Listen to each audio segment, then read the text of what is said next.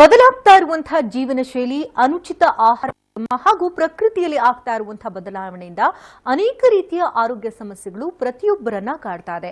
ಅದರಲ್ಲೂ ಪ್ರಮುಖವಾಗಿ ಚಳಿಗಾಲದಲ್ಲಿ ಉಲ್ಬಣಗೊಳ್ಳುವಂತಹ ಅಸ್ತಮಾ ಮತ್ತು ಅಲರ್ಜಿ ಚಿಕಿತ್ಸೆ ಯಾವ ರೀತಿ ಮಾಡಬೇಕು, ಈ ಅಸ್ತಮಾ ಅಂತ ಅಂದ್ರೆ ಯಾವ ಕಾರಣಗಳಿಂದ ಇದು ಬರುತ್ತೆ, ಇನ್ನು ಅಲರ್ಜಿ ಅಂತ ಅಂದ್ರೆ ಏನು, ಯಾವ ಕಾರಣಕ್ಕಾಗಿ ಅಲರ್ಜಿ ಉಂಟಾಗುತ್ತೆ, ಕೆಲವರಿಗೆ ಆಹಾರದಲ್ಲಿ ಅಲರ್ಜಿ ಇರುತ್ತೆ, ಜೊತೆಗೆ ಪ್ರಕೃತಿಯಲ್ಲಿ ಏನಾದರೂ ಓಡಾಡುವಂತ ಸಂದರ್ಭದಲ್ಲಿ ಡಸ್ಟ್ ಇಂದ ಕೂಡ ಅಲರ್ಜಿ ಆಗುತ್ತೆ, ಯಾವುದಾದ್ರೂ ಸ್ಮೆಲ್ ಇಂದ ಕೂಡ ಅಲರ್ಜಿ ಆಗುತ್ತೆ. ಈ ಅಲರ್ಜಿಗೆ ಚಿಕಿತ್ಸಾ ವಿಧಾನ ಹೇಗೆ, ಆಹಾರ ಕ್ರಮ ಹೇಗಿರಬೇಕು, ಜೀವನ ಶೈಲಿ ಯಾವ ರೀತಿ ಇರಬೇಕು, ಇನ್ನು ಚಿಕಿತ್ಸೆಯನ್ನ ಯಾವ ರೀತಿ ಪಡೆದುಕೊಳ್ಬೇಕು, ಹೋಮಿಯೋಪತಿಯಿಂದ ಯಾವ ರೀತಿ ಕ್ಯೂರ್ ಆಗುತ್ತೆ, ಇದೆಲ್ಲದರ ಬಗ್ಗೆ ಮಾಹಿತಿಯನ್ನು ಕೊಡೋದಕ್ಕೆ ನಮ್ಮ ಹೋಮಿಯೋಪತಿ ವೈದ್ಯರಾಗಿರ್ತಕ್ಕಂಥ ಡಾಕ್ಟರ್ ಪ್ರಶಾಂತ್ ಆಲ್ಗೂಡ್ ಅವರು ನಮ್ಮೊಂದಿಗಿದ್ದಾರೆ. ಬನ್ನಿ ಕಾರ್ಯಕ್ರಮಕ್ಕೆ ವೆಲ್ಕಮ್ ಮಾಡೋಣ. So welcome to the show. ನಮಸ್ತೆ. ಚಳಿಗಾಲ ಆದ್ರೂ ಈ ಸಂದರ್ಭದಲ್ಲಿ ಅಸ್ತಮಾ ಮತ್ತೆ ಅಲರ್ಜಿಯಿಂದ ಯಾರೆಲ್ಲ ಬಳಲ್ತಾ ಇರ್ತಾರೋ ಅವ್ರಿಗೆ ರೋಗ ಉಲ್ಬಣ ಆಗುವಂತ ಸಮಯ ಅಂತ ಹೇಳ್ಬೋದು. ಸೊ ಮೊದಲಿಗೆ ಅಲರ್ಜಿ ಬಗ್ಗೆ ಮಾತನಾಡೋಣ. ತುಂಬಾ ಜನರಿಗೆ ಅಲರ್ಜಿ ಅಂತ ಅಂದ್ರೆ ಯಾವ ರೀತಿ ಉಂಟಾಗುತ್ತೆ ಅನ್ನೋದು ಗೊತ್ತಾಗೋದಿಲ್ಲ. ಒಂದ್ ರೀತಿ ಕಿರಿಕಿರಿ ಉಂಟಾಗ್ತಾ ಇರುತ್ತೆ, ಅಷ್ಟೊಂದೇನು ಸಮಸ್ಯೆ ಕೊಡಲ್ವಲ್ಲ, ಡಾಕ್ಟರ್ ಹತ್ರ ಯಾಕೆ ಹೋಗ್ಬೇಕು ಅಂತ ನೆಗ್ಲೆಕ್ಟ್ ಮಾಡ್ತಿರ್ತಾರೆ. ಬಟ್ ಮುಂದೆ ಒಂದು ದಿನ ಬಹುದೊಡ್ಡ ಕಾಯಿಲೆಯಾಗಿ ಇದು ಮಾರ್ಪಡುವಂತ ಸಾಧ್ಯತೆಗಳಿರುತ್ತೆ. ಹಾಗಾಗಿ ಮೊದಲಿಗೆ ಪ್ರಾಥಮಿಕವಾಗಿ ಈ ಅಲರ್ಜಿ ಅಂತ ಅಂದ್ರೇನು, ಯಾವ್ಯಾವ ಕಾರಣಗಳಿಂದ ಇದು ಬರಬಹುದು ಅಂತ ತಿಳಿಸ್ಕೊಡಿ. ಸೊ ಜನರಲಿ ಈಗ ಎಷ್ಟೋ ಜನ ಪೇಷಂಟ್ ಕ್ಲಿನಿಕಲ್ ವಿಸಿಟ್ ಆಗ್ತಾ ಇರೋದು ಕೂಡ ನೋಡ್ತಾ ಇದ್ದೀವಿ. ಸೊ ಅಲರ್ಜಿ ಅಂದ್ಕೊಳ್ಳೇನೆ ಸೊ ಅದರದೇ ಆದ ಒಂದಿಷ್ಟು ಸಮಸ್ಯೆಗಳನ್ನು ಎದುರಿಸ್ತಾ ಇರೋದು ಕೂಡ ನೋಡ್ತಾ ಇದ್ದೀವಿ. ಸ್ವಲ್ಪ ಜನ ಹೇಳ್ತಿರ್ತಾರೆ ರಿಪೀಟೆಡ್ ಆಗಿ ಸ್ವಲ್ಪ ಕೆಮ್ಮು ಬರ್ತಾ ಇದೆ, ನೆಗಡಿ ಆಗ್ತಾ ಇದೆ, ಅಥವಾ ಮುಂಜಾನೆ ಎದ್ಕೊಳ್ಳೆ ಸೀನ್ಗಳು ಬರ್ತಾ ಇದೆ, ಅಥವಾ ರಾತ್ರಿ ಮಲಗಿದಾಗ ಮೂಗು ಕಟ್ಕೊಳ್ತಾ ಇರುತ್ತೆ, ಅಥವಾ ಈ ಒಂದು ಉಸಿರಾಟದ ಸಮಸ್ಯೆ ಆಗ್ತಾ ಇರೋದು ನೋಡ್ತಾ ಇದ್ದೀವಿ, ಅಥವಾ ಗಂಟ್ಲಲ್ಲಿ ಕೆರೆತ ಬರ್ತಾ ಇರೋದು, ಅಥವಾ ಮುಖ ಎಲ್ಲ ಭಾರ ಅನಿಸೋದು, ಅಥವಾ ಕಣ್ಣು ಕೆಂಪಾಗೋದು, ಕಣ್ಣಿಂದ ನೀರು ಕಡಿಯೋದು. ಸೊ ಈ ರೀತಿ ಹಲವಾರು ಸಮಸ್ಯೆಗಳನ್ನು ಎದುರಿಸ್ತಾ ಇರೋದು ನೋಡ್ತಾ ಇದ್ದೀವಿ. ಆದರೆ ಅಲರ್ಜಿ ಅಂದಾಗ ಪ್ರತಿಯೊಬ್ಬ ಪೇಷಂಟು ಅವ್ರದ್ದೇ ಆದ ಒಂದು ಡಯಾಗ್ನೋಸಿಸ್ ಜೊತೆಗೆ ಬರ್ತಾ ಇರೋದು ಕೂಡ ನೋಡ್ತಾ ಇದ್ದೀವಿ. ಡಯಾಗ್ನೋಸಿಸ್ ಅಂದರೆ ಈಗ ಒಂದಿಷ್ಟು ಪೇಷಂಟ್ ನಾವು ಹೇಳ್ತಾ ಇರೋದು ನೋಡ್ತಾ ಇರ್ತೀವಿ, ನನಗೆ ಡಸ್ಟ್ ಅಲರ್ಜಿ ಇದೆ. ಸ್ವಲ್ಪ ಪೇಷಂಟ್ ಹೇಳ್ತಾ ಇರೋದು ನೋಡ್ತಾ ಇರ್ತೀವಿ, ನನಗೆ ಕೋಲ್ಡಿಂದ ಅಲರ್ಜಿ ಆಗ್ತಿದೆ, ಅಥವಾ ಸ್ವಲ್ಪಷ್ಟು ಈ ಥರ ಫುಡ್ ಪದಾರ್ಥಗಳಲ್ಲಿ ಈ ಒಂದು ಫುಡ್ ತಗೊಂಡಾಗ ನನಗೆ ಅಲರ್ಜಿ ಆಗ್ತಾ ಇದೆ, ಅಥವಾ ವೆದರಲ್ಲಿ ವ್ಯತ್ಯಾಸ ಆದಾಗ, ಸ್ಪೆಷಲಿ ಈ ಒಂದು ಚಳಿಗಾಲ ಬಂದಾಗ ನನಗೆ ಅಲರ್ಜಿ ಆಗ್ತಾ ಇದೆ. ಈ ರೀತಿ ಕಾರಣಗಳನ್ನು ಹೇಳ್ತಾ ಇರೋದು ನೋಡ್ತಾ ಇದ್ದೀವಿ. ಆದರೆ ಒಂದು ಏನಂದರೆ ಅಲರ್ಜಿ ಅನ್ನೋದು ಯಾರಿಗೆ ಆಗಿರ್ಬೋದು, ಡಸ್ಟಿಂದ ಆಗಲಿ ಅಥವಾ ಫುಡ್ಡಿಂದ ಆಗಲಿ, ಆ ಒಂದು ಕಾರಣದಿಂದ ಅಲರ್ಜಿ ಅನ್ನೋದು ಹುಟ್ಕೊಳ್ತಾ ಇಲ್ಲ. ಸೊ ಜನರಲಿ ಯಾರಲ್ಲೇ ಆಗಿರ್ಬೋದು ಬರ್ತಾ ಇದೆ ಅಂದರೆ ಈಗ ಡಸ್ಟಿಂದ ಅಥವಾ ಫುಡ್ಡಿಂದನೇ ಅಲರ್ಜಿ ಬರೋದಾಗಿದ್ರೆ ಅದೇ ಒಂದು ಡಸ್ಟಲ್ಲಿ, ಅದೇ ಒಂದು ಫುಡ್ಡಲ್ಲಿ, ಅದೇ ಒಂದು ವೆದರಲ್ಲಿ ಪ್ರತಿಯೊಬ್ಬರು ನಾವು ಬದುಕ್ತಾ ಇದ್ದೀವಿ. ಹಾಗಿದ್ದಾಗ ಎಲ್ಲರಿಗೂ ಅಲರ್ಜಿ ಕಾಡೋ ಚಾನ್ಸಸ್ ಇರ್ತಿತ್ತು. ಆದರೆ ಸ್ವಲ್ಪಷ್ಟು ಜನರಲ್ಲಿ ಮಾತ್ರ ಈ ಅಲರ್ಜಿ ಅನ್ನೋದು ಬರ್ತಾ ಇದೆ. ಸ್ಪೆಸಿಫಿಕಲಿ ಈಗ ಸ್ವಲ್ಪಷ್ಟು ಜನರಿಗೆ ಮಾತ್ರ ಈ ಒಂದು ಎಫೆಕ್ಟ್ ಆಗುತ್ತೆ, ಮಿಕ್ಕದವರಿಗೆ ಆಗಲ್ಲ, ಆ ರೀತಿ ಅಂತೂ ಇರೋದಿಲ್ಲ. ಸೊ ಜನರಲಿ ನಮ್ಮಲ್ಲಿರೋ ಒಂದು ಕೊರತೆಯ ಮೂಲಕ ಈ ಒಂದು ಅಲರ್ಜಿ ಅನ್ನೋದು ಹುಟ್ಕೊಳ್ತಾ ಇರೋದು. ಸೊ ಆ ಒಂದು ಕೊರತೆನೆ ನಾವು ಸೆನ್ಸಿಟಿವಿಟಿ ಅಂತ ಕೂಡ ಹೇಳ್ತಾ ಇರ್ತೀವಿ. ಸೊ ಜನರಲಿ ಈ ಒಂದು ಇತ್ತೀಚಿನ ಒಂದು 2 ವರ್ಷದ ಸಮಯದಲ್ಲಿ ನೋಡೋದಾಗಿದ್ರೆ ರೋಗ ನಿರೋಧಕ ಶಕ್ತಿ ಅನ್ನೋ ಒಂದು ಪದಾರ್ಥನ ಪಾರ್ಟ್ ಕೂಡ ತುಂಬಾನೇ ರಿಪೀಟೆಡ್ ಆಗಿ ಯೂಸ್ ಮಾಡ್ತಾ ಇರೋದು ನೋಡ್ತಾ ಇದೀವಿ. ಅಂದ್ರೆ ರೆಸಿಸ್ಟೆನ್ಸ್ ಪವರ್ ಅಂತ ಏನು ಹೇಳ್ತಾ ಇರ್ತೀವಿ. ಈ ಒಂದು ರೋಗ ನಿರೋಧಕ ಶಕ್ತಿಯ ಪಾತ್ರ ಇಲ್ಲಿ ತುಂಬಾನೇ ಮುಖ್ಯ ಆಗುತ್ತೆ. ಸೊ ಜನರಲಿ ಸೆನ್ಸಿಟಿವಿಟಿ ಅನ್ನೋದು ಯಾವಾಗ ಉಟ್ಕೊಳ್ಳುತ್ತೆ ಅಂದ್ರೆ ನಮ್ಮ ದೇಹದಲ್ಲಿರೋ ರೋಗ ನಿರೋಧಕ ಶಕ್ತಿ ಅನ್ನೋದು ಯಾವಾಗ ಕಮ್ಮಿ ಆಗ್ತಾ ಬರುತ್ತೆ, ಅದ್ರ ಫಂಕ್ಷನಿಂಗ್ ಅಲ್ಲಿ ಯಾವಾಗ ವ್ಯತ್ಯಾಸ ಅನ್ನೋದು ಕಾಡೋದಕ್ಕೆ ಶುರು ಆಗ್ತಾ ಇದೆ, ಆ ಒಂದು ಸ್ಥಿತಿಯಲ್ಲಿ ಈ ಒಂದು ಸೆನ್ಸಿಟಿವಿಟಿ ಅನ್ನೋದು ಹುಟ್ಕೊಳ್ತಾ ಇರೋದು. ಸೊ ರೋಗ ನಿರೋಧಕ ಶಕ್ತಿಯ ಫಂಕ್ಷನ್ ಅಂದ್ರೆ ಏನು? ಜನರಲಿ ನಮ್ಮ ದೇಹದಲ್ಲಿ ಬ್ಲಡ್ ಏನಿದೆ, ಈ ಒಂದು ರಕ್ತದಲ್ಲಿ ಹಲವಾರು ಸೆಲ್ಸ್ಗಳನ್ನ ನಾವು ನೋಡ್ತಾ ಬರ್ತೀವಿ. ವಿಜಯನಗರದಿಂದ ಸಿದ್ದೇಶ್ ಅವರು ಕರೆ ಮಾಡಿದ್ರೆ. ನಮಸ್ತೆ ಸಿದ್ದೇಶ್ ಅವರೇ. ನಮಸ್ಕಾರ ಮೇಡಮ್. ಡಾಕ್ಟರ್ ಇದ್ದಾರೆ, ಮಾತನಾಡಿ. ಹಲೋ ಸರ್, ನಮಸ್ಕಾರ. ನಮಸ್ತೆ ಸಿದ್ದೇಶ್ ಅವರೇ, ಹೇಳಿ. ಸರ್, ನಮ್ಮ ಮಗಳು 4 ವರ್ಷದ ಮಗಳು. ಓಕೆ ಸರ್, ಈಗ ಒಂದ್ ಇಯರ್ ಇಂದ ಅಲರ್ಜಿ ಕಡಿಮೆನೇ ಆಗ್ತಿಲ್ಲ, ನೆಗಡಿ ಕೆಮ್ಮು ಆಗ್ತಾ ಇಲ್ಲ. ಅಂದ್ರೆ ಏನಾಗ್ತಾ ಇದೆ ಎಕ್ಸಾಕ್ಟ್ಲಿ? ಸರ್, ಅವಳಿಗೆ ಒಂದು ಆಯಾಸ ಜಾಸ್ತಿ ಆಗ್ತಿದೆ, ನೆಗಡಿ ಒಟ್ಟ ಕಡಿಮೆ ಆಗ್ತಿಲ್ಲ, ಆಮೇಲೆ ಕಫ ಜಾಸ್ತಿ ಆಗ್ತಾ ಇದೆ. ಓಕೆ, ಸೊ ಏನಾದ್ರೂ ಮೆಡಿಸಿನ್ಸ್ ತಗೋತಾ ಇದ್ದಾರಾ ಈಗ? ಸರ್, ತೋರ್ಸ್ಕೊಂಡ್ ಬಂದಿದ್ವಿ, ಜಿಬ್ರಾನ್ ಅಂತ ಕೊಟ್ಟಿದ್ದಾರೆ. ಓಕೆ, ಆಮೇಲೆ ನೆಬ್ಲಿಗೇಷನ್ ಮಾಡಕ್ ಹೇಳ್ತಿದ್ದಾರೆ ಕಂಟಿನ್ಯೂ ಆಗಿ. ಅಂದ್ರೆ ಅದು ತಗೊಂಡಾಗ ಸ್ವಲ್ಪ ಟೈಮ್ ವರೆಗೂ ಸ್ವಲ್ಪ ಆರಾಮ್ ಅನ್ಸೋದು, ಮತ್ತೆ ಬಿಟ್ರೆ ಮತ್ತೆ ಕಾಣ್ತಾ ಇದೆ. ಸರ್, ಒಂದು 15 ಡೇಸ್ ಕಡಿಮೆ ಆಗುತ್ತೆ, ಮತ್ತೆ ಅದೇ ಪ್ರಾಬ್ಲಮ್. ಸ್ವಲ್ಪ ಅವಳಿಗೆ ನೆಗಡಿ ಆಯ್ತು ಅಂದ್ರೆ ಮತ್ತೆ ಪ್ರಾಬ್ಲಮ್ ಸ್ಟಾರ್ಟ್ ಆಗುತ್ತೆ. ನಿಜವಾಗ್ಲು, ಯಾಕಂದ್ರೆ ಈಗ ಇಷ್ಟಕ್ಕೆ ಮುಂಚೆ ಕೂಡ ನಾನು ಅದನ್ನೇ ಹೇಳ್ತಾ ಇದ್ದೀಪ. ಜನರಲಿ ಏನಾಗ್ಬಿಡುತ್ತೆ ಅಂದ್ರೆ ಅಲರ್ಜಿ ಆಗಿರ್ಬೋದು, ಅಸ್ತಮಾನೋ ಆಗಿರ್ಬೋದು. ಈಗ ಮೇಲ್ಪಟ್ಟಲ್ಲಿ ನೀವು ಹೇಳ್ತಾ ಇದ್ದೀರಾ ಸ್ವಲ್ಪ ಉಸಿರಾಟದ ಸಮಸ್ಯೆ ಆಗ್ತಾ ಇದೆ, ಕಫ ತುಂಬ ಆಗ್ತಾ ಇದೆ, ನೆಗಡಿ ಆಗ್ತಾ ಇದೆ ಅಂತ. ಸೊ ಮೇಲ್ಗಡೆ ನಮಗೆ ಅದು ಮಾತ್ರ ಕಾಣ್ತಾ ಇದೆ. ಸೊ ಅದು ಹೋದರೆ ಸಾಕು ಅನ್ನೋ ಥರ ಅದಕ್ಕೆ ಮಾತ್ರ ನಾವು ಟ್ರೀಟ್ಮೆಂಟ್ ತಗೊಳ್ತಾ ಇರ್ತೀವಿ. ಅಂದರೆ ಕೆಮ್ಮು ಬರ್ತಾ ಇದೆ ಅಂದರೆ ಅದಕ್ಕೆ ಮಾತ್ರೆಗಳನ್ನು ತಗೊಳ್ಳೋದು, ಉಸಿರಾಟದ ಸಮಸ್ಯೆ ಆಗ್ತಾ ಇದೆ ಅಂದರೆ ಸ್ವಲ್ಪ ನೆಬುಲೈಯೇಷನ್ ಮಾಡ್ಕೊಳ್ಳೋದು ಅಥವಾ ಪಫ್ಗಳನ್ನು ಯೂಸ್ ಮಾಡ್ಕೊಳ್ಳೋದು. ಈ ರೀತಿ ಸಿಂಪ್ಟಮೆಟಿಕಲಿ ನಾವು ಟ್ರೀಟ್ಮೆಂಟ್ ತಗೊಂಡಾಗ ಏನಾಗುತ್ತೆ, ಆ ಮೆಡಿಸಿನ್ಸ್ಗಳನ್ನ ನಾವು ಯಾವಾಗ ಯೂಸ್ ಮಾಡ್ತಾ ಇದ್ದೀವಿ ಆ ಸಮಯದಲ್ಲಿ ನಮ್ಗೆ ಆರಾಮ ಆಗ್ತಾ ಇದೆ ಅನ್ನೋ ಥರ ಕಾಣ್ತಾ ಇರುತ್ತೆ. ಒಂದು ಮೆಡಿಸಿನ್ ಬಿಟ್ಟು ಒಂದು 15 ದಿವಸ ಅಥವಾ 1 ತಿಂಗಳ ಆಯಿತು ಅಂದ್ಕೊಳ್ಳಿ, ಮತ್ತೆ ಸೇಮ್ ಸೆಟ್ ಆಫ್ ಸಿಂಪ್ಟಮ್ಸ್ ಮತ್ತೆ ರಿಯಕರ್ ಆಗೋದಕ್ಕೆ ಶುರು ಆಗ್ತಾ ಬರೋದು. ಇಲ್ಲಿ ಮೇನ್ ಆಗಿ ನೀವು ಕಾನ್ಸಂಟ್ರೇಟ್ ಮಾಡಬೇಕಾಗಿರೋದು ನೋಡಿ, ಈ ಒಂದು ಅಲರ್ಜಿ ಅಥವಾ ಈ ಒಂದು ಲಕ್ಷಣಗಳು ಬರ್ತಾ ಇದೆ ಅಂದರೆ ಒಳಗಡೆ ಯಾವೊಂದು ಕಾರಣದಿಂದ ಆ ಸಮಸ್ಯೆ ಅನ್ನೋದು ಹುಟ್ಕೊಳ್ತಾ ಇದೆ. ಸೊ ಜನರಲಿ ಅಲರ್ಜಿ ಯಾರಲ್ಲೇ ಆಗಿರ್ಬೋದು, ಬರೋದಕ್ಕೆ ಮೂಲ ಕಾರಣ ನಮ್ಮಲ್ಲಿರೋ ರೋಗ ನಿರೋಧಕ ಶಕ್ತಿ. ಈಗ ಅಷ್ಟಕ್ಕೆ ಮುಂಚೆ ಅದ್ರ ಬಗ್ಗೆನೇ ಹೇಳ್ತಾ ಇದ್ದೆ ನಾನು. ಈ ಒಂದು ರಕ್ತದಲ್ಲಿ ಹಲವಾರು ಸೆಲ್ಸ್ಗಳಿದೆ, ಅಂದರೆ ಬಿಳಿ ರಕ್ತ ಕಣ ಆಗಿರ್ಬೋದು, ಕೆಂಪು ರಕ್ತ ಕಣ ಅಂತ ಹೇಳ್ತೀವಿ. ಈ ಒಂದು ರಕ್ತ ಕಣಗಳ ಕೆಲಸ ಏನಾಗಿರುತ್ತೆ ಅಂದರೆ ಡಸ್ಟಿಂದನೋ ಫುಡ್ಡಿಂದನೋ ಏನೋ ಒಂದು ವೆದರ್ ಮೂಲಕನೋ ಈ ಬಾಡಿ ಒಳಗಡೆ ಇನ್ಫೆಕ್ಷನ್ ಅದು ಹೋಗ್ತಾ ಇದೆ ಅಂದಾಗ ಆ ಒಂದು ಇನ್ಫೆಕ್ಷನ್ನ ತಡೆ ಹಿಡಿಯೋದು ಅಥವಾ ಆ ಒಂದು ಇನ್ಫೆಕ್ಷನ್ನ ಸಾಯಿಸೋ ಕೆಲಸ ಈ ಒಂದು ರಕ್ತದಲ್ಲಿರೋ ರಕ್ತ ಕಣಗಳದಾಗಿರುತ್ತೆ. ಯಾರ ದೇಹದಲ್ಲಿ ಈ ಒಂದು ರಕ್ತ ಕಣಗಳ ಫಂಕ್ಷನ್ ನಾರ್ಮಲ್ ಆಗಿ ನಡೀತಾ ಇರುತ್ತೆ, ಈ ರೀತಿ ಯಾವುದೇ ಸಮಸ್ಯೆಗಳು ಎದುರಿಸ್ತಾ ಇರೋದಿಲ್ಲ.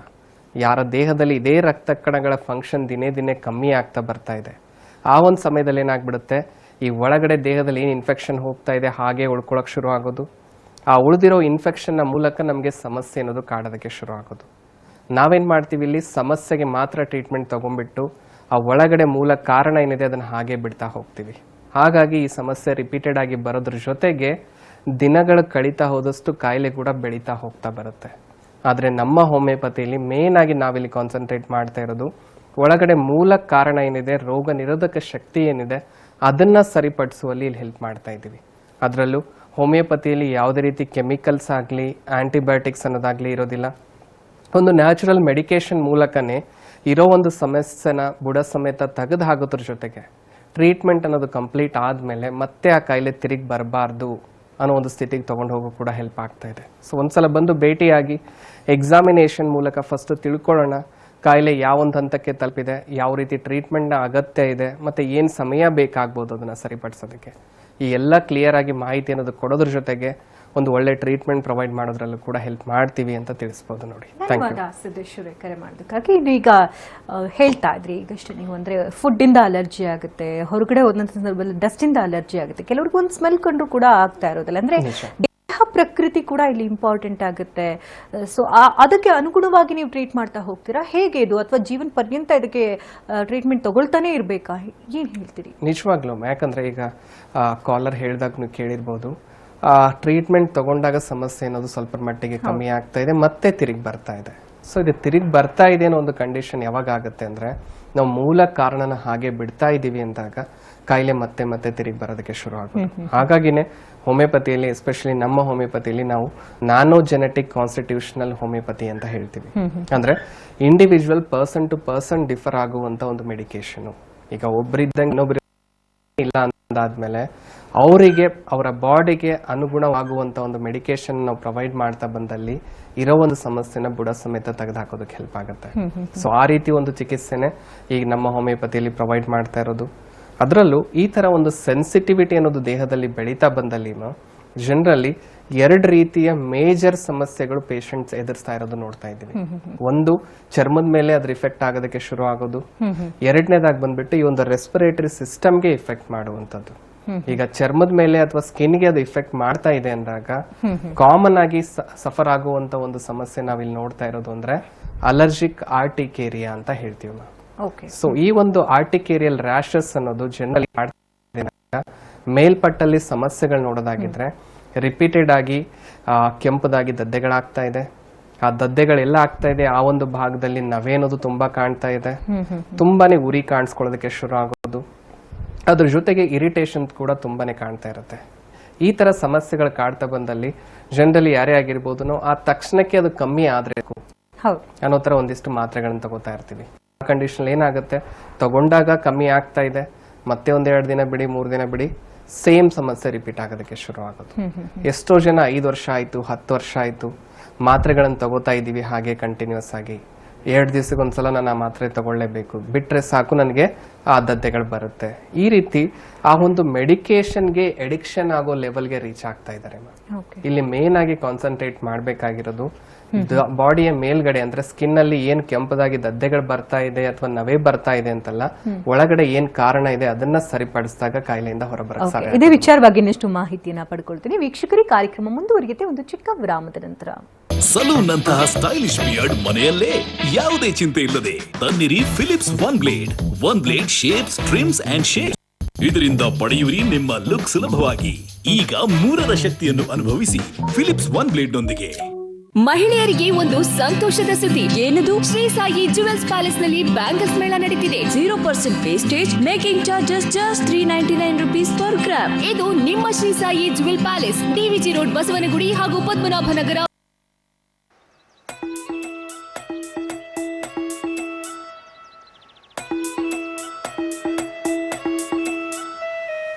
ಸಂಕ್ರಾಂತಿ ಹಬ್ಬದ ಶುಭಾಶಯಗಳು. 3 ದಿನಗಳು 3 ಲುಕ್ಸ್. ರೂಪಾಯಿ 3,499ಕ್ಕೆ ಖರೀದಿ ಮಾಡಿ ಮತ್ತು ಆಕರ್ಷಕ ಉಡುಗೊರೆ ರೂಪಾಯಿ 199ಕ್ಕೆ ಪಡೆಯಿರಿ. ಪ್ಲಸ್ 3,000 ರೂಪಾಯಿವರೆಗಿನ ಕೂಪನ್ಗಳು. ಅಲರೇಟ್ ಪ್ಲಸ್ ಸೀನುವುದು ಕಣ್ಣುಗಳಲ್ಲಿ ಅಲರ್ಜಿ, ಬಂದು ಮೂಗು, ಸೈನಟಸ್, ಕಂಜೆಷನ್ ಅನ್ನು ಕಂಟ್ರೋಲ್ ಮಾಡುತ್ತದೆ. ಅಲರೇಟ್ ಪ್ಲಸ್ ಫ್ರಮ್ ವ್ಯಾಕ್ಸಿನ್ಸ್, ನಂಬರ್ 1 ಸ್ವದೇಶಿ ಹೋಮಿಯೋಪತಿ ಕಂಪನಿ. ಹಾಗಾದ್ರೆ ಈ ವರ್ಷ ಪ್ರತಿ ಹಬ್ಬವನ್ನು ಇನ್ನೂ ವಿಶೇಷವಾಗಿ ಆಚರಿಸಿ India Gate classic basmati rice ನೊಂದಿಗೆ. ಇಂಡಿಯಾ ಗೇಟ್, ಇಂಡಿಯಾದ ಹಳೆಯ ಅಭ್ಯಾಸ. ಗೈಸ್, ನಾನು ಲೈಫಲ್ಲಿ ಯಾವತ್ತೂ ರ್ಯಾಪ್ ಮಾಡಿಲ್ಲ. ಬೀದಿಯಲ್ಲಿ ಬೆಳೆದು ತುಫಾನ್ ಜೊತೆ ಆಡಿ ಅತ್ತಿಂದಿತ್ತ ಓಡಿ ಜೀವನವೇ ಹೋರಾಟ. What's up, gully girl? ಅಂದ್ರೆ I had it and I didn't even know it. Just like pay. Amazon ಇಂದ. ಏನು? ನಿನ್ನ ಹತ್ರ ಅಮೆಜಾನ್ ಇದೆಯಲ್ಲ, ಅದ್ರಲ್ಲಿದೆ ಪೇ. ಅದರಿಂದ ಯಾವುದೇ ಪೇಮೆಂಟ್ಸ್ ಮಾಡಬಹುದು ಮತ್ತು ಶಾಪಿಂಗ್ ರಿವಾರ್ಡ್ಸ್ ಗೆಲ್ಲಬಹುದು. Payments on Amazon, you have it. You just didn't know it. Pay with Amazon and with shopping rewards. You have it, you just didn't know it. Pay Amazon say. ನಿಮ್ಮೂರಿನ ನಿಖರ ಸುದ್ದಿಯನ್ನ ತಪ್ಪದೆ ನೋಡಿ. ಕರ್ನಾಟಕದ ಮೂಲೆ ಮೂಲೆಯಲ್ಲಿನ ಸಮಗ್ರ ಚಿತ್ರಣ. ನಮ್ಮೂರು ರಾತ್ರಿ 7:57ಕ್ಕೆ. Powered by MYK Laticrete tile adhesive. ಇನ್ನು ಟೈಲ್ ಒಡೆಯೋದಿಲ್ಲ, ಕಿತ್ತೋಗೋದು ಇಲ್ಲ.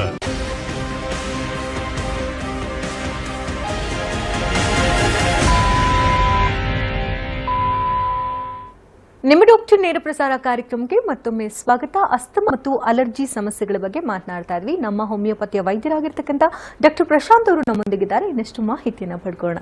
ನಾವಾಗಲೇ ಮಾತನಾಡ್ತಾ ಇದ್ವಿ, ಈ ಅಲರ್ಜಿಗೆ ಒಂದು ಟ್ರೀಟ್ಮೆಂಟ್ ವಿಧಾನ ಕೂಡ ಹೇಳ್ತಾ ಇದ್ವಿ. ಹೋಮಿಯೋಪತಿನಲ್ಲಿ ಅಂದ್ರೆ ಬುಡದಿಂದ ಏನೆಲ್ಲ ಸಮಸ್ಯೆಗಳಿರುತ್ತೆ ಅದನ್ನು ತೊಡೆದು ಹಾಕಿದ್ರೆ ರೋಗ ಗುಣಮುಕ್ತರಾಗಬಹುದು ಅಂತ ಹೇಳ್ತಿದ್ವಿ. ಈ ಅಸ್ತಮ ಅನ್ನೋದು ಹೇಗೆ, ಅಂದ್ರೆ ಅಲರ್ಜಿಗೂ ಮತ್ತು ಅಸ್ತಮಾಗೂ ಯಾವ ರೀತಿ ಇಂಟರ್ಲಿಂಕ್ ಇದೆ ಅಂತೀವಿ? ನಿಜವಾಗ್ಲೂ ಈಗ ಎಷ್ಟೋ ಜನ ಈಗ ಪೇಷಂಟ್ಸ್ಗಳೆಲ್ಲ ನೋಡ್ತಾ ಇದ್ದೀವಿ, ಸಿಂಪಲ್ ಆಗಿ ಒಂದು ಅಲರ್ಜಿಯ ಜೊತೆಗೆ ಈ ಸಮಸ್ಯೆ ಅನ್ನೋದು ಶುರು ಆಗ್ತಾ ಇದೆ. ಸೊ ಅದೇ ಅಲರ್ಜಿನ ನಾವು ಯಾವಾಗ ನೆಗ್ಲೆಕ್ಟ್ ಮಾಡ್ಕೊಳ್ತಾ ಇದ್ದೀವಿ, ಅದು ಕರೆಕ್ಟಾಗಿ ಟ್ರೀಟ್ಮೆಂಟ್ ಅನ್ನೋದು ಪಡ್ಕೊಳ್ತಾ ಇಲ್ಲ ಅಂದಾಗ at the end of the day ಅದು ಅಸ್ತಮಾಗ ಕನ್ವರ್ಟ್ ಆಗ್ತಾ ಇರೋದು ನೋಡ್ತಾ ಇದ್ದೀವಿ. ಆ ರೀತಿ 4 ಹಂತಗಳಾಗಿ ಒಂದು ಅಲರ್ಜಿ ಅನ್ನೋದು ಬೆಳ್ಕೊಂಡು ಹೋಗ್ತಾ ಇದ್ದೀವಿ. ಸೊ ಮೊದಲನೇ ಹಂತದಲ್ಲಿದ್ದಾಗ ಅದನ್ನು ನಾವು ಅಲರ್ಜಿಕ್ ಆರ್ಟಿಕೇರಿಯಾ ಅಂತ ಕರಿತಾ ಇದ್ದೀವಿ. ಅದು ಸ್ಕಿನ್ ಲೆವೆಲಲ್ಲಿ ನೋಡಿದ್ವಿ. ಅದು ಬಿಟ್ಟರೆ ಯಾವಾಗ ಈ ಒಂದು ರೆಸ್ಪಿರೇಟರಿ ಸಿಸ್ಟಮಲ್ಲಿ ಇಫೆಕ್ಟ್ ಆಗ್ತಾ ಇದೆ ಅಂದಾಗ ಫಸ್ಟ್ ಕಾಣಿಸ್ಕೊಳ್ತಾ ಇರೋದು ಅಲರ್ಜಿಕ್ ಈ ಒಂದು ರೈನೈಟಿಸ್ ಅಂತ ಹೇಳ್ತೀವಿ. ಈ ಒಂದು ಅಲರ್ಜಿಕ್ ರೈನೈಟಿಸ್ ಅಲ್ಲಿ ಏನಾಗ್ತಾ ಇದೆ ಅಂದ್ರೆ ರಿಪೀಟೆಡ್ ಆಗಿ ಕೋಲ್ಡ್ ಕಫ್ ಮತ್ತೆ ಸ್ನೀಸಿಂಗ್ ಅಂತ ಹೇಳ್ತೀವಿ. ಅಂದ್ರೆ ರಿಪೀಟೆಡ್ ಆಗಿ ಕೆಮ್ಮು ಬರ್ತಾ ಇದೆ, ನೆಗಡಿ ಆಗ್ತಾ ಇದೆ, ಮುಂಜಾನೆ ಎದ್ದ ಕೂಡಲೇ ಸೀನ್ಗಳು ತುಂಬಾ ಬರ್ತಾ ಇದೆ. ಈ ರೀತಿ ಒಂದಿಷ್ಟು ಫಂಕ್ಷನಲಿ ಡಿಸ್ಟರ್ಬೆನ್ಸ್ ಆಗ್ತಾ ಇರೋ ತರ ಒಂದಿಷ್ಟು ಸಮಸ್ಯೆ ಕಾಣೋದಕ್ಕೆ ಶುರು ಆಗೋದು. ಆ ಥರ ಫಂಕ್ಷನಲಿ ಇಂಬ್ಯಾಲೆನ್ಸ್ ಆದಾಗ 10ರಲ್ಲಿ ನಾವು 8ರಿಂದ 9 ಜನ ಏನ್ ಮಾಡ್ತೀವಿ, ಸೊ ಕೋಲ್ಡ್ ಕಫ್ ಆಗ್ತಿದೆ, ಸ್ವಲ್ಪ ಸಿಟ್ರಿಸನ್ ತಗೊಂಡ್ರೆ ಸಾಕು, ಸೊ ಅದನ್ನ ಮುಂದೂಡಕ್ ಶುರು ಮಾಡ್ತೀವಿ. 1 ತಿಂಗಳ ಬಂತ ಅದು ಟ್ಯಾಬ್ಲೆಟ್ ತಗೋತೀವಿ, ಮುಂದೂಡ್ತೀವಿ. ಮತ್ತೆ ಬಂತ ಅದೇ ತರ ರಿಪೀಟ್ ಮಾಡ್ತಾ ಹೋಗೋದು. ಒಂದು 6 ತಿಂಗಳಾಯ್ತು, ವರ್ಷ ಆಯ್ತು. ಯಾವಾಗ ಅದನ್ನ ಹಾಗೆ ನೆಗ್ಲೆಕ್ಟ್ ಮಾಡ್ತಾ ಹೋಗ್ತೀವಿ, ಮೇಲ್ಗಡೆಯಿಂದ ಕಾಯಿಲೆನ ನಾವು ಮುಚ್ಚಾಕ್ತಾ ಬರ್ತಾ ಇದ್ದೀವಿ. ಸೊ ಒಳಗಡೆ ಅದು ಇನ್ನೂ ಡೀಪ್ ಆಗಿ ಬೆಳೆಯೋದಕ್ಕೆ ಶುರು ಆಗೋದು. ಮೊದಲನೇ ಹಂತದಿಂದ ಯಾವಾಗ ಅದು 2ನೇ ಹಂತಕ್ಕೆ ತಲುಪ್ತಾ ಇದೆ, ಆ ಒಂದು ಕಂಡೀಷನ್ ಕಾಡ್ತಕ್ಕಂತ ಒಂದು ಸಮಸ್ಯೆನೆ ಅಲರ್ಜಿಕ್ ಸೈನುಸೈಟಿಸ್ ಅಂತ ಹೇಳ್ತೀವಿ. ಈ ವಿಚಾರವಾಗಿ ತಿಳ್ಕೊಳ್ತೀನಿ. ಒಬ್ರು ಕಾಲರ್ ಇದ್ದಾರೆ, ಶ್ರೀನಿವಾಸ್ ಕರೆ ಮಾಡಿದ್ದಾರೆ. ನಮಸ್ತೆ ಶ್ರೀನಿವಾಸ್ ಅವರೇ. ನಮಸ್ತೆ ಡಾಕ್ಟರ್ ಇದ್ದಾರೆ, ಮಾತನಾಡಿ. ಹಲೋ. ಹಲೋ ಸರ್, ನಂಗೆ 2 ಮಂತ್ಸಿಂದ ಸ್ನೀಸಿಂಗ್ ಇದೆ, ಓಕೆ. ಕಂಟಿನ್ಯೂಸ್ ಆಗಿ ಬರ್ತಾ ಇದೆ. ಡಾಕ್ಟ್ರು ಇದು ಅಲರ್ಜಿಕ್ ಟ್ಯಾಬ್ಲೆಟ್ ಕೊಟ್ಟಿದ್ದಾರೆ. ಓಕೆ. ಅದು ತಗೊಂಡಾಗ ಕಡಿಮೆ ಇರುತ್ತೆ, ಮತ್ತೆ ಅದ್ ಬಿಟ್ಟಾಗ ಮತ್ತೆ ಸ್ಟಾರ್ಟ್ ಆಗುತ್ತೆ. ಓಕೆ. ನಿಮ್ಮ ವಯಸ್ಸು ಎಷ್ಟು? 31. 31. ಏನು ಕೆಲಸ ಮಾಡ್ಕೊಂಡಿದ್ದೀರಾ? ಇಂಜಿನಿಯರ್ ಇದೀನಿ. ಓಕೆ. ಅಂದರೆ ಏನಾದರೂ ಈ AC ಅಲ್ಲಿ ಜಾಸ್ತಿ ಕೂತಾಗ ಆ ರೀತಿ ಅನ್ಸೋದು ಅಥವಾ ಡಸ್ಟಲ್ಲಿ ಹೋದಾಗ ಈ ರೀತಿ ಸ್ಪೆಸಿಫಿಕ್ ಆಗಿ ಇಲ್ಲ, ಏನಾದರೂ? ನಮ್ಮ ಮನೆ ಹತ್ರನೇ ವರ್ಕ್ ಮಾಡ್ತಿರೋದು. ಓಕೆ. ಆದರೂ ಕಂಡೀಷನ್ ಆ ಥರ ರಿಪೀಟೆಡ್ ಆಗಿ ಕಾಣ್ತಾ ಇದೆ. ಹಾ. ಓಕೆ. ಫ್ಯಾಮಿಲಿ ಇಷ್ಟಲ್ಲಿ ಯಾರಿಗಾದ್ರೂ ಈ ಥರ ಸಮಸ್ಯೆ ಇತ್ತಾ? ಇಲ್ಲ ಸರ್. ಓಕೆ. ಸೊ ತೊಂದರೆ ಇಲ್ಲ. ಈ ಥರ ಒಂದು ಸಿಂಪ್ಟಮೆಟಿಕಲಿ ಕೂಡ ಈಗ ನೀವು ಹೇಳ್ತಾ ಇದ್ದೀರಾ ಟ್ಯಾಬ್ಲೆಟ್ಸ್ಗಳು ತಗೊಂಡಾಗ ಅದು ಕಮ್ಮಿ ಆಗ್ತಾ ಇದೆ, ಬಿಟ್ಟರೆ ಬರ್ತಾ ಇದೆ. ಸೊ ಇದು ಸಿಂಪಲ್ ಆಗಿ ಇಷ್ಟಕ್ಕೆ ಮುಂಚೆ ಕೂಡ ನಾನು ಹೇಳ್ತಾ ಇದ್ದೆ, ಇಲ್ಲಿ ಮೇನ್ ಆಗಿ ಕಾನ್ಸಂಟ್ರೇಟ್ ಮಾಡಬೇಕಾಗಿರೋದು ರೂಟ್ ಕಾಸ್ನ. ರೂಟ್ ಕಾಸ್ ಏನಿದೆ ಹುಡ್ಕೊಂಡು ಹೋದಾಗ ಕರೆಕ್ಟಾಗಿ ಮೆಡಿಕೇಶನ್ ಪ್ರೊವೈಡ್ ಮಾಡೋದಕ್ಕೂ ಹೆಲ್ಪ್ ಆಗುತ್ತೆ. ಅದೇ ಥರ ಆ ಸಮಸ್ಯೆಯಿಂದ ಕಂಪ್ಲೀಟಾಗಿ ಹೊರಬರೋಕ್ಕೂ ಕೂಡ ಹೆಲ್ಪ್ ಆಗುತ್ತೆ. ಒಂದಿಷ್ಟು ರಕ್ತ ಪರೀಕ್ಷೆ ಕೂಡ ಮುಖ್ಯ ಆಗುತ್ತೆ, ಸ್ಪೆಷಲಿ ರಕ್ತ ಪರೀಕ್ಷೆಯಲ್ಲಿ ಅದನ್ನ ಸ್ವಲ್ಪ ಆ ಒಂದು ರಕ್ತ ಪರೀಕ್ಷೆ ಮಾಡ್ಕೊಳ್ಳೋದು ಮುಖ್ಯ ಇದೆ. ಆ ಒಂದು AC ಲೆವೆಲ್ಸಲ್ಲಿ ಏನಾದರೂ ವ್ಯತ್ಯಾಸ ಆಗಿದೆ ಅಂತ ತಿಳ್ಕೊಳ್ಳೋದು. ಅದು ಬಿಟ್ಟರೆ ESR ಅಂತ ಹೇಳ್ತೀವಿ, ಅಂದರೆ ಎರಿಥ್ರೋಸೈಟಿಕ್ ಸೆಗ್ಮೆಂಟೇಷನ್ ರೇಟ್ ಅಂತ ಹೇಳ್ತೀವಿ. ಈ 2 ಪರೀಕ್ಷೆಗಳು ಮಾಡಿದಾಗ ಎಕ್ಸಾಕ್ಟ್ ಆಗಿ ದೇಹದಲ್ಲಿ ಅಲರ್ಜಿ ಕಂಡೀಷನ್ ಏನಾದರೂ ಕಾಣಿಸ್ಕೊಳ್ಳೋದ್ರ ಮೂಲಕ ಈ ಸಮಸ್ಯೆ ಹುಟ್ಕೊಂಡಿದ್ದೀನ ಅಥವಾ ಬೇರೆ ಒಂದು ರೀಸನ್ನಿಂದ ಹುಟ್ಕೊಂಡಿದೆ ಅಂತ ತಿಳ್ಕೊಳ್ಳೋದಕ್ಕೆ ಹೆಲ್ಪ್ ಆಗುತ್ತೆ. ಒಂದ್ಸಲ ಬಂದು ಭೇಟಿಯಾಗಿ ಫಸ್ಟು ಜನರಲ್ ಎಕ್ಸಾಮಿನೇಷನ್ ಮೂಲಕ ಏನು ಸಮಸ್ಯೆ ಇದೆ, ಎಷ್ಟು ಮಟ್ಟಿಗೆ ಅದು ಬೆಳೆದಿದೆ ಅಂತ ತಿಳ್ಕೊಳ್ಳೋದಕ್ಕೆ ಹೆಲ್ಪ್ ಆಗುತ್ತೆ. ಸೊ ಫರ್ದರ್ ಅದ್ರ ಜೊತೆಗೆ ಏನಾದರೂ ಪರೀಕ್ಷೆಗಳ ಅಗತ್ಯ ಇದ್ದಾಗ ಅದನ್ನು ಗೈಡ್ ಮಾಡ್ತೀವಿ. ಅದ್ರ ಜೊತೆಗೆ ಒಂದು ಸೂಕ್ತವಾದ ಟ್ರೀಟ್ಮೆಂಟ್ ಪ್ರೊವೈಡ್ ಮಾಡೋದ್ರಲ್ಲೂ ಕೂಡ ಹೆಲ್ಪ್ ಮಾಡ್ತೀವಿ. ನಿಮ್ಮ ಒಂದು ಸಮಸ್ಯೆ ಏನಿದೆ ಕಂಪ್ಲೀಟ್ ಆಗಿ ಗುಣಮುಖ ಆಗೋದಕ್ಕೂ ಕೂಡ ಹೆಲ್ಪ್ ಮಾಡ್ತೀವಿ ಅಂತ ತಿಳಿಸ್ಬೋದು ನೋಡಿ. Thank you. ಧನ್ಯವಾದ ಶ್ರೀನಿವಾಸ್ ಕರೆ ಮಾಡೋದಕ್ಕಾಗಿ. ಅಲರ್ಜಿಕ್ ಸೈನಸೈಟಿಸ್ ಬಗ್ಗೆ ಮಾತನಾಡ್ತಾ ಇದ್ವಿ. ನಿಜವಾಗ್ಲೂ. ಸೊ ಈಗ ಅಲರ್ಜಿಕ್ ಸೈನೋಸೈಟಿಸ್ ಅಲ್ಲಿ ನೋಡೋದಾಗಿದ್ರೆ ಸೊ ಹಲವಾರು ಪೇಷಂಟ್ ಹೇಳ್ತಾ ಇರೋದು ನೋಡ್ತಿರ್ತೀವಿ, ತುಂಬಾ ತಲೆನೋವು ಇದೆ ನನಗೆ, ಮುಖ ತುಂಬಾ ಭಾರ ಅನಿಸ್ತಾ ಇರುತ್ತೆ, ಕಣ್ ಕೆಂಪಗಾಗ್ತಾ ಇದೆ, ಮುಖ ಮುಂಚೆನೆ ಎದ್ಕೊಳ್ಳೆ ಊದ್ಕೊಂಡಂಗೆ ಕಾಣಿಸ್ಕೊಳ್ಳೋದು, ಕಣ್ಣಿಂದ ನೀರ್ ಬರೋದು, ಈ ತರ ಒಂದಿಷ್ಟು ಲಕ್ಷಣಗಳು ನೋಡ್ತಾ ಇರ್ತೀವಿ. ಈಗ ತಲೆ ನೋವ್ತಾ ಇದೆ ಅಥವಾ ತಲೆ ಭಾರ ಇದೆ ಅಂದಾಗ ಜನರಲಿ ನಾವೇನ್ ಮಾಡ್ತೀವಿ, ಪೇನ್ ಕಿಲ್ಲರ್ಸ್ಗಳನ್ನ ಯೂಸ್ ಮಾಡೋದು ಅಥವಾ ಬಾಂಬ್ಗಳನ್ನ ಯೂಸ್ ಮಾಡ್ಕೊಳ್ಳೋದು. ಸೊ ಆ ಒಂದು ನೋವನ್ನ ರಿಲೀಫ್ ಮಾಡ್ಕೊಳ್ಳೋದಕ್ಕೆ ಟ್ರೀಟ್ಮೆಂಟ್ ತಗೋತಾ ಇದ್ದೀವಿ. ಆದ್ರೆ ಇಲ್ಲೇನಾಗ್ತಾ ಇದೆ, ಸೈನೋಸೈಟಿಸ್ ಅಂದ್ರೆ ಒಂದು ಇನ್ಫ್ಲಮೇಷನ್ ಆಗಿದೆ, ಆ ಒಂದು ಭಾಗದಲ್ಲಿ ಅನ್ವಾಂಟೆಡ್ ಮ್ಯೂಕಸ್ ಅನ್ನೋದು ಫಿಲಪ್ ಆಗಿದೆ. ಎಸ್ಪೆಷಲಿ ಫ್ರಂಟಲ್ ಮತ್ತೆ ಮ್ಯಾಕ್ಸಿಲರಿ ಸೈನಸ್ ಅಂತ ಹೇಳ್ತೀವಿ. ಈ ಸೈನಸ್ ಏನಂದ್ರೆ ಒಂದು ಏರ್ವೇಸ್ ತರ ಒಳಗಡೆಯಿಂದ ಗಾಳಿ ಪಾಸ್ ಆಗೋದಕ್ಕೆ ಹೆಲ್ಪ್ ಆಗ್ತಾ ಇರುತ್ತೆ. ಆ ಒಂದು ಸೈನಸ್ಗಳು ಯಾವಾಗ ಬ್ಲಾಕ್ ಆಗುತ್ತೆ ಈ ಒಂದು ಇನ್ಫೆಕ್ಷನ್ನ ಮೂಲಕ, ಅದು ಬ್ಲಾಕ್ ಆದಾಗ ನಮಗೆ ಮುಖ ಎಲ್ಲ ಭಾರ ಅನ್ಸೋದು, ತಲೆನೋವು ಬರೋದು ಕಾಡ್ತಾ ಇರುತ್ತೆ. ಈಗ ಮ್ಯೂಕಸ್ ಬ್ಲಾಕ್ ಆಗಿದೆ ಅಂದಾಗ ಎಷ್ಟೋ ಜನ ಬ್ಲಾಕ್ನ ತೆಗೆದು ಹಾಕೋದಕ್ಕೆ ಸರ್ಜರಿ ಕೂಡ ಮೊರೆ ಹೋಗ್ತಾ ಇದ್ದಾರೆ, ಆಪರೇಷನ್ ಕೂಡ ಮಾಡಿಸ್ಕೊಳ್ತಾ ಇದ್ದಾರೆ. ಆಪರೇಷನ್ ಕೂಡ ಏನಾಗುತ್ತೆ, ಏನ್ ಬ್ಲಾಕ್ ಆಗಿದೆ ಅದನ್ನ ತೆಗೆದು ಹಾಕ್ಬೋದು, ಪೇನ್ ಕಿಲ್ಲರ್ಸ್ ಮೂಲಕ ನೋವನ್ನ ಕಮ್ಮಿ ಮಾಡ್ಕೋಬಹುದು. ಆದ್ರೆ ಬ್ಲಾಕ್ ಯಾಕೆ ಆಗ್ತಾ ಇದೆ, ಸೊ ಆ ಕಾರಣನ ನಾವು ಟ್ರೀಟ್ಮೆಂಟ್ ಪಡ್ಕೊಳ್ತಾ ಇಲ್ಲ ಅಂದಾಗ ಆಪರೇಷನ್ ಮಾಡ್ದಾದ್ಮೇಲೂ ಕೂಡ ಸಮಸ್ಯೆ ಮತ್ತೆ ತಿರುಗಿ ಬರೋ ಚಾನ್ಸಸ್ ಇರುತ್ತೆ. ಹಾಗಾಗಿನೇ ನಮ್ಮ ಹೋಮಿಯೋಪತಿಲಿ ಇಲ್ಲಿ ಕಾನ್ಸಂಟ್ರೇಟ್ ಮಾಡ್ತಾ ಇರೋದು ಬ್ಲಾಕ್ ಆಗಿರೋದಕ್ಕೆ ಟ್ರೀಟ್ಮೆಂಟ್ ಮಾತ್ರ ಅಲ್ಲದೆ ಬ್ಲಾಕ್ ಆಗ್ತಾ ಇರೋದಕ್ಕೆ ಏನ್ ಕಾರಣ ಇದೆ ಅದನ್ನು ಕೂಡ ಸರಿಪಡಿಸಕ್ಕೆ ಹೆಲ್ಪ್ ಮಾಡ್ತಾ ಇದ್ದೀವಿ. ಅದು ಬಿಟ್ರೆ ಇದೇ ಒಂದು ಕಂಡೀಷನ್ ನೋಡ್ತಾ ಇರೋದು ನೇಸಲ್ ಪಾಲಿಪ್ಸ್ ಅಂತ ಹೇಳ್ತೀವಿ. ಚಿಕ್ಕ ಮಕ್ಕಳಲ್ಲಿ ನೀವು ನೋಡಿರ್ಬೋದು, ಮೂಗಿನೊಳಗಡೆ ದುರ್ಮಾಂಸ ಬೆಳೆದಿದೆ ಅಂತ ಹೇಳ್ತಿರ್ತಾರೆ.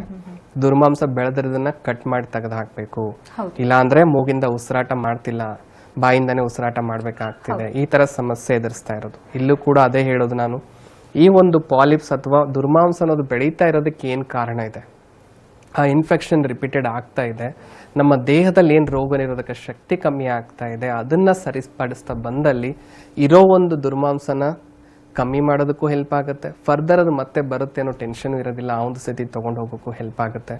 ಮತ್ತೆ ಮೂರನೇದಾಗಿ ಕಾಮನ್ ಆಗಿ ನೋಡ್ತಾ ಇರೋದಮ್ಮ ಈ ಒಂದು ಟಾನ್ಸಿಲ್ಸ್ ಏನಿದೆ, ಈ ಒಂದು ಟಾನ್ಸಿಲೈಟಿಸ್ ಅಂತ ಹೇಳ್ತೀವಿ. ಸೊ ಈ ಒಂದು ಟಾನ್ಸಿಲ್ಸ್ ಅಲ್ಲಿ ಊತ ಕಾಣಿಸ್ಕೊಳ್ಳೋದಕ್ಕೆ ಶುರು ಆಗೋದು. ಸೊ ಬಾಯಲ್ಲಿ ನೋಡಿದಾಗ ನಮಗೆ ಅದು ದೊಡ್ಡದಾಗಿ ಕಾಣಿಸ್ತಾ ಇದೆ, ಆಪರೇಷನ್ ಮಾಡಿ ತೆಗೆದು ಹಾಕ್ಬಿಡ್ತೀವಿ. ಎಷ್ಟೋ ಜನ ಮಕ್ಕಳಲ್ಲಿ ನೋಡ್ತಾ ಇದ್ದೀವಿ, ಆಪರೇಷನ್ ಮೂಲಕ ಟಾನ್ಸಿಲ್ಸ್ ತೆಗೆದು ಹಾಕ್ಬಿಟ್ವಿ, ಈಗ ಆರಾಮಿದ್ದಾನೆ ಅನ್ಕೋತಾರೆ. ಆದ್ರೆ ಟಾನ್ಸಿಲ್ಸ್ಗಳ ಫಂಕ್ಷನ್ ತಿಳ್ಕೊಳ್ಳೋದಿಲ್ಲ ತುಂಬಾ ಮುಖ್ಯ ಇದೆ. ನಮ್ಮ ದೇಹದಲ್ಲಿ ಟಾನ್ಸಿಲ್ಸ್ಗಳ ಫಂಕ್ಷನ್ ಏನಾಗಿರುತ್ತೆ ಅಂದ್ರೆ, ಏನೇ ಒಂದು ಇನ್ಫೆಕ್ಷನ್ ದೇಹದ ಒಳಗಡೆ ಹೋಗ್ಬೇಕು ಅಂದ್ರೆ ಈ ಗಂಟ್ಲು ಮೂಲಕನೇ ಹೋಗ್ಬೇಕಾ. ಸೊ ಈ ಒಂದು ಟಾನ್ಸಿಲ್ಸ್ ಏನ್ ಮಾಡುತ್ತೆ, ಆ ಇನ್ಫೆಕ್ಷನ್ ಫರ್ದರ್ ಡೀಪರ್ ಪಾರ್ಟ್ಸ್ಗೆ ಹರಡದೇ ಇರೋ ತರ ನೋಡ್ಕೊಳ್ಳೋದಕ್ಕೆ ಅದು ಹೆಲ್ಪ್ ಮಾಡ್ತಾ ಇರೋದು. ಆ ತರ ಇರೋ ಒಂದು ಪಾರ್ಟ್ನೇ ನಾವು ಕಟ್ ಮಾಡಿ ತೆಗೆದು ಹಾಕ್ತಾ ಇದೀವಿ ಅಂದಾಗ ನಾವೇ ಒಂದು ದಾರಿ ಮಾಡ್ಕೊಡ್ತಾ ಇದೀವಿ ಇನ್ಫೆಕ್ಷನ್ನ ಇನ್ನೂ ಡೀಪರ್ ಪಾರ್ಟ್ಸಿಗೆ ಹೋಗಿ ಇಫೆಕ್ಟ್ ಮಾಡೋದಕ್ಕೆ.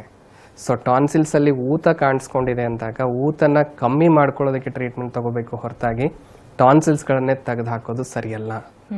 ಸೊ ಯಾವಾಗ ಅದನ್ನೇ ನಾವು ತೆಗೆದು ಹಾಕ್ತಾ ಇದ್ದೀವಿ, ಈ 2ನೇ ಹಂತದಲ್ಲಿರೋ ಈ ಒಂದು ಸಮಸ್ಯೆ 3ನೇ ಹಂತಕ್ಕೆ ತಲುಪೋದಕ್ಕೆ ಶುರು ಆಗೋದು. 3ನೇ ಹಂತದಲ್ಲಿ ಏನಾಗ್ಬಿಡುತ್ತೆ, ಈ ಒಂದು ಉಸಿರಾಟದ ಟ್ಯೂಬ್ಗೂ ಕೂಡ ಇನ್ಫೆಕ್ಷನ್ ಹರಡಕ್ಕೆ ಶುರು ಆಗ್ಬಿಡುತ್ತೆ. ಸೊ ಆ ಒಂದು ಕಂಡೀಷನ್ನೇ ನಾವು ಅಲರ್ಜಿಕ್ ಬ್ರಾಂಕೈಟಿಸ್ ಅಂತ ಹೇಳ್ತೀವಿ. ಇಲ್ಲಿ ಅರ್ಲಿ ಸೈನ್ಸ್ ಆಫ್ ವೀಸಿಂಗ್ ಅಂತ ಹೇಳ್ತೀವಿ. ಸ್ವಲ್ಪ ಮಟ್ಟಿಗೆ ಸ್ವಲ್ಪ ಉಸಿರಾಟದ ಸಮಸ್ಯೆ ಅನ್ನೋದು ಇಲ್ಲಿ ಕಾಡೋದಕ್ಕೆ ಶುರು ಆಗ್ತಾ ಬರೋದು. ಸೊ ಯಾವಾಗ ಉಸಿರಾಟ ಕಾಣಿಸ್ತಾ ಇರುತ್ತೆ ಅದು ಕೂಡ ಎಕ್ಸ್ಪೋಸರ್ ಟು ಸಮ್ ಸ್ಟಿಮ್ಯುಲೈ ಅಂತ ಹೇಳ್ತೀವಿ. ಅಂದರೆ ಸ್ವಲ್ಪ ಡಸ್ಟಲ್ಲಿ ಹೋಗಿದ್ದೆ ಇವತ್ತು ನಾನು, ಆವಾಗ ನನಗೆ ಉಸಿರಾಟದ ಸಮಸ್ಯೆ ಶುರು ಆಯಿತು. ಇವತ್ತು ಜಾಸ್ತಿ ಕೋಲ್ಡ್ ಪದಾರ್ಥ ತಿಂದಿದ್ದೆ, ಆವಾಗ ನನಗೆ ಸ್ವಲ್ಪ ಉಸಿರಾಟದ ಸಮಸ್ಯೆ ಶುರು ಆಯಿತು. ಮತ್ತೆ ಒಂದು 2 hours 3 hours ಅಲ್ಲಿ ಆಟೋಮೆಟಿಕ್ ಆಗಿ ಸಬ್ಸೈಡ್ ಆಯಿತು. ಅಂದರೆ ಒಂದು ಸ್ಟಿಮ್ಯುಲೈಗೆ ನಮ್ಮ ದೇಹ ಎಕ್ಸ್ಪೋಸ್ ಆದಾಗ ಮಾತ್ರ ಈ ಒಂದು ಉಸಿರಾಟದ ಸಮಸ್ಯೆ ಕಾಡೋದಕ್ಕೆ ಶುರು ಆಗೋದು. ಆ ಒಂದು ಕಂಡೀಷನ್ ಅಲರ್ಜಿಕ್ ಬ್ರಾಂಕೈಟಿಸ್ ಅಲ್ಲಿ ನೋಡೋದು. ಅದು ಬಿಟ್ಟರೆ ಇದೇ ಒಂದು ಅಲರ್ಜಿಕ್ ಬ್ರಾಂಕೈಟಿಸ್ ಬಂದಾಗ ಎಷ್ಟೋ ಜನ ಮೇಲ್ಪಟ್ಟಲ್ಲೇ ಆ ಒಂದು ಕಫ್ ಆಗಿರ್ಬೋದು, ಡ್ರೈ ಕಫ್ ಆಗಿರ್ಬೋದು ಅಥವಾ ವೀಸಿಂಗ್ ಆಗಿರ್ಬೋದು, ಅದಕ್ಕೆ ಮಾತ್ರ ಟ್ರೀಟ್ಮೆಂಟ್ ತಗೊಂಡು ಮುಂದೂಡ್ತಾ ಹೋದಾಗ ಕೊನೆ ಹಂತದಲ್ಲಿ ಇದೇ ಒಂದು ಸಮಸ್ಯೆ ಅಸ್ತಮಾ ಕೂಡ ಕನ್ವರ್ಟ್ ಆಗ್ತಾ ಇರೋದು. ಈ ರೀತಿ ಹಂತ ಹಂತವಾಗಿ ಈ ಕಾಯಿಲೆ ಅನ್ನೋದು ಬೆಳ್ಕೊಂಡು ಹೋಗ್ತಾ ಇದೆ. ಇಲ್ಲಿ ಮೂಲ ಕಾರಣ ತಿಳ್ಕೊಂಡು ಯಾರು ಕರೆಕ್ಟಾಗಿ ಟ್ರೀಟ್ಮೆಂಟ್ ಪಡ್ಕೊಳ್ತಾ ಇದ್ದಾರೆ, ಇನಿಷಿಯಲ್ ಹಂತದಲ್ಲಿ ಆ ಕಾಯಿಲೆನ ತಡೆ ಹಿಡಿಯೋದಕ್ಕೆ ಹೆಲ್ಪ್ ಆಗುತ್ತೆ. ಯಾರು ಅದನ್ನು ಹಾಗೇ ನೆಗ್ಲೆಕ್ಟ್ ಮಾಡ್ಕೊಂಡು ಮುಂದೂಡ್ತಾ ಇದ್ದಾರೆ, ಕಾಯಿಲೆನ ದಿನೇ ದಿನೇ ಅವರೇ ಬೆಳೆಸ್ತಾ ಇದ್ದಾರೆ ಅನ್ನೋ ಸ್ಥಿತಿಗೆ ಹೋಗ್ತಾ ಇದೆ ಅಂತ ತಿಳಿಸ್ಬೋದು. ಓಕೆ ಡಾಕ್ಟರ್, ಕಾರ್ಯಕ್ರಮಕ್ಕೆ ಆಗಮಿಸಿ ಅಸ್ತಮಾ ಹಾಗೆ ಅಲರ್ಜಿ ಸಮಸ್ಯೆ ಯಾವ ರೀತಿ ಉಲ್ಬಣ ಆಗುತ್ತೆ, ಇದಕ್ಕೆ ಟ್ರೀಟ್ಮೆಂಟ್ ವಿಧಾನ ಹೇಗಿರುತ್ತೆ, ನಮ್ಮ ಹೋಮಿಯೋಪತಿನಲ್ಲಿ ಯಾವ ರೀತಿ ಚಿಕಿತ್ಸಾ ವಿಧಾನಗಳ ಮೂಲಕ ನಾವು ಗುಣಪಡಿಸಿಕೊಳ್ಳಬಹುದು, ಎಲ್ಲದರ ಬಗ್ಗೆ ಮಾಹಿತಿ ನೀಡಿದ್ದಕ್ಕಾಗಿ ಧನ್ಯವಾದ ತಮಗೆ. Thank you. ವೀಕ್ಷಕರೇ, ಡಾಕ್ಟರ್ ಪ್ರಶಾಂತ್ ಅವ್ರನ್ನ ಭೇಟಿ ಮಾಡಬೇಕಂದ್ರೆ ಅಡ್ರೆಸ್ ಪ್ಲೇಟ್ ಈ ರೀತಿ ಇದೆ, ನೋಟ್ ಮಾಡ್ಕೊಳ್ಳಿ.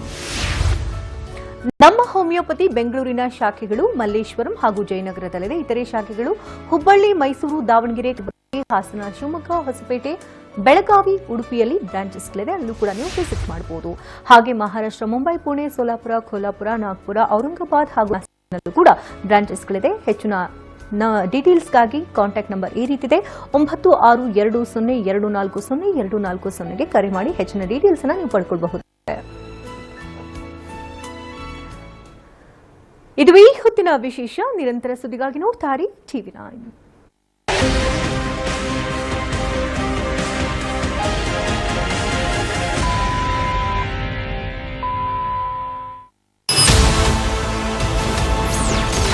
ಹೊಸ ವರ್ಷದ ಭವಿಷ್ಯವೇನು, ಜಗತ್ತಿನಲ್ಲಿ ನಡೆಯುವುದೇನು, ಯಾವ ಉದ್ಯಮದಲ್ಲಿ ನಷ್ಟ, ಯಾವ ಉದ್ಯಮದಿಂದ ಲಾಭ,